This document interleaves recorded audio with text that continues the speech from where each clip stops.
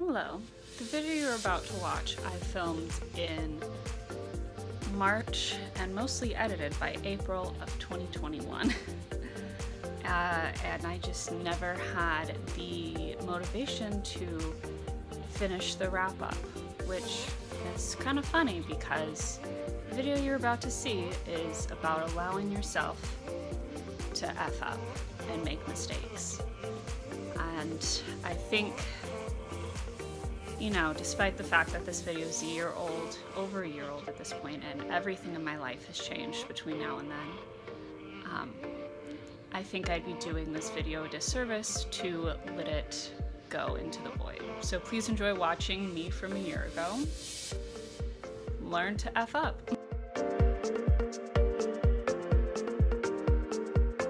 Hi, my name's Margot, and I like to sew. Except lately, I haven't been sewing. I'm having some problems with perfection paralysis. I know that's a common problem among millennials. It's a common problem with me, but I will let it completely paralyze me if I don't do something about it. So what we're gonna do today, I'm gonna give myself the permission to mess up. Today what I have, a bunch of fabric in the wash that I got in the remnants bin at my local fabric store. And it's a very beautiful deep green blue color. I didn't think I had a lot of it, but I have yards, multiple of it. So we're gonna make something out of it. I'm thinking a little two-piece number, that sort of princess style, very big skirt, and like a little like boned crop top or something. I literally looked at the zip ties when I was at FedEx this morning and thought about it and then didn't do it, so I ended up spending money on Featherlight. I've never boned anything before, but we're just gonna try it. And again, I am just giving myself permission to mess it up and for it to not be perfect, because I got this fabric for $1 on the yard, if $1 per yard. So while the fabric's washing, I am going to clear out my sewing station, it's a little bit of a mess, get out my muslin and make a bodice mock-up. I do have some patterns, okay? I considered using them for the top for this and modifying them. I got like some corset patterns for cheap, but I don't think I'm gonna do that. I think I'm gonna hand draft and figure out, I'm just gonna f it up. I'm gonna mess it up and that's gonna be okay. And we're just gonna see how far I get this evening. Let's get started on the art of messing up. That's what I'm calling this project, so yay! Wow, fun fact, I also had not recorded the voiceover when I made my intro. This is a little under-edited than I thought it was.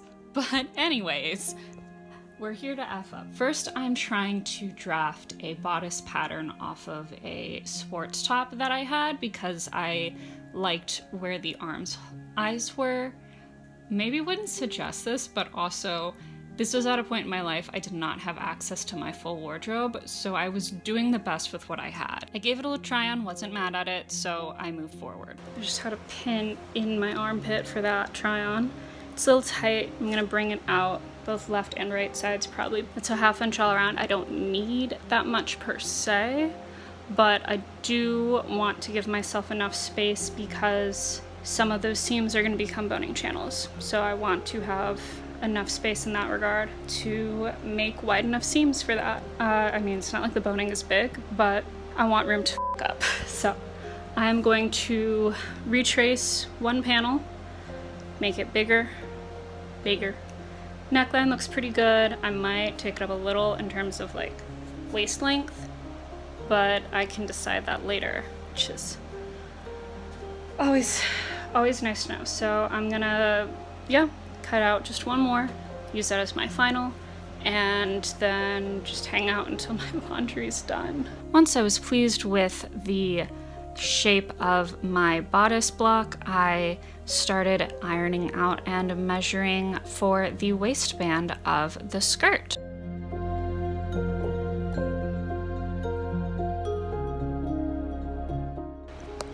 Okay, so off camera I was able to get 4 actual full-length pieces, but I was thinking, this is like, whatever, I mean, people had to have done this back in the day. What if I just, for the lining pieces, because no one's gonna see them, just piecemeal them? Like, I'm sure I have enough scraps left to lengthen them enough to use as lining pieces. And like, why not? Again, no one's gonna see him. So I'm gonna do some more cutting off camera, and then I'm gonna see if I can actually piece these together, and you'll see me after I piecemeal. Okay, sorry for the noise of the AC, it is too hot in here. Okay, I don't know if you can see, it's getting dark in this apartment, but where the F did those pieces just go? This fabric just doesn't get walk up and walk away. All right, here's one. Basically, and I did this in a contrasting color so you could see it, and also because I don't care. I just did a zigzag stitch. They are still somehow, despite my measuring, shorter than the other one, but they are long enough. I think that I can live with it. And that's what matters here. So I'm gonna take a break from the bodice. I'm going to sew the 2 panels of what fabric I have left of the skirt together, gather the top, and maybe pin it to the waistband tonight. I don't know how far we'll get. It is, oh my god, my watch is falling off. It's getting late, so we'll see how far I get. That's where we're at. Next time I talk to you will probably be in the morning. So, night. So basically what I've done here is I did a straight stitch. Yeet, focus. I did a straight stitch here, and then I'm folding it over and doing a zigzag stitch. It is not a perfect rolled hem. It is a little chunky for a hem. I think that it is good enough for this.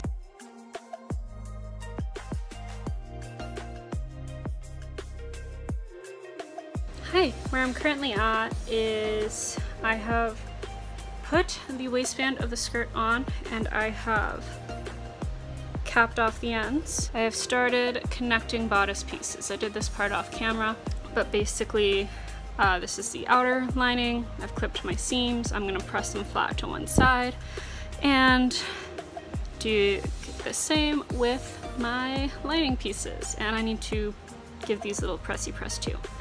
I got some ribbon to tie this because this is now a corset. They did not have grommets, so we're gonna try and do the embroidery floss method for eyelets and hope that it works. I might finish this bodice up off camera, but basically I'm just going to connect the inner and outer lining, stitch it down at the top.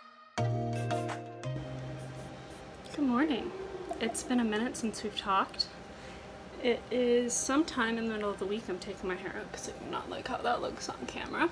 So let's talk about where we've been, where we're going. The skirt is basically almost finished after you do the hem and sew in one more hook because the hooks are in my car. Long story there, but the hooks work and it fits and it looks super cute.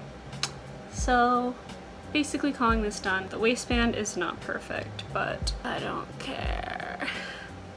Top. I tried one embroidered thing. It just got so small. I don't know if I have to use less embroidery thread, like sort of like pull the strands of thread floss apart, or if I'm just going to order grommets off of Amazon, because you can see it like kind of pulls on this back side here.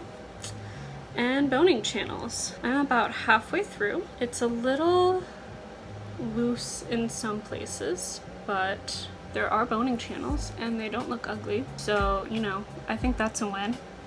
I spent a decent chunk yesterday evening trying to figure this out. Sewing straight lines is still hard for me.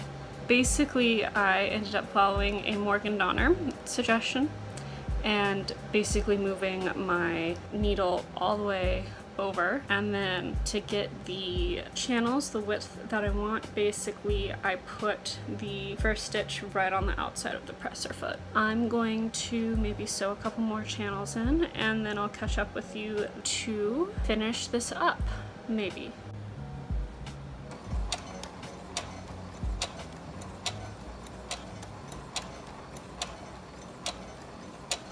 I inserted the boning channels. I'll talk about this later, but I definitely did not sand them down the way I needed to. I also ended up using zip ties for half of them. It was kind of a low-key disaster. And then because I didn't have enough length on the lining layer, I ended up whip stitching the bottom of the outer layer over and onto the lining layer. Not the neatest look, but it worked. And then I had to learn how to put in grommets, and I didn't do a great job, but I did a good enough job. And as I lace her up, let me take you into a reveal basically a year in the making at this point.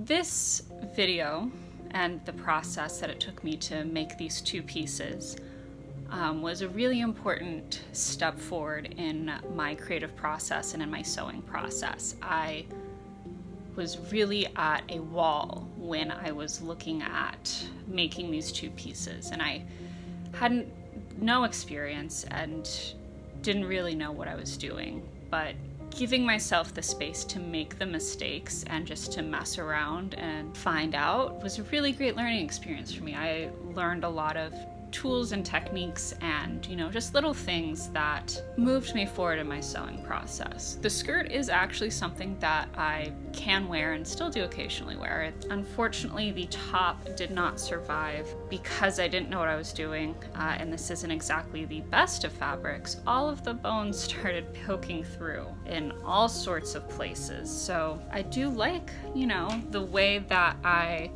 shaped the bones, and the fact that this was a self-drafted piece, it actually fits me, which, you know, something that I'll be talking about in future videos that I have filmed and or am editing, and I've talked about in the past, is that commercially available patterns don't fit my body type.